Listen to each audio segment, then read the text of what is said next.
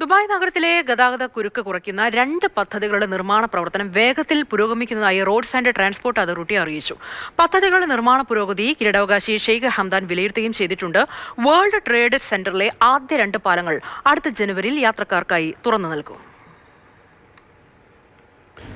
Dubai നഗരത്തിലെ ഏറ്റവും തിരക്കേറിയ സ്ഥലങ്ങളിൽ ഒന്നാണ് വേൾഡ് ട്രേഡ് സെന്ററും സമീപ പ്രദേശങ്ങളും. ഫ്യൂച്ചർ മ്യൂസിയം, സബീൽ പാർക്ക്, സബീൽ പാലസ് എന്നിവയുടെ സാന്നിധ്യവും ട്രേഡ് സെന്ററിലെ മേളകളുമാണ് തിരക്കേറാൻ കാരണം. ഇതിനെല്ലാം പരിഹാരമാകുന്ന 2 റോഡ് വികസന പദ്ധതികളാണ് ഈ മേഖലയിൽ പുരോഗമിക്കുന്നത്. വേൾഡ് ട്രേഡ് സെന്റർ റൗണ്ട് അബൌട്ടിലെ വികസന പ്രവർത്തനങ്ങൾ 40% പൂർത്തിയായി. പല നിലകളിലായാണ് ഇവിടെ റോഡുകളും മേൽപ്പാലങ്ങളും നിർമ്മിക്കുന്നത്.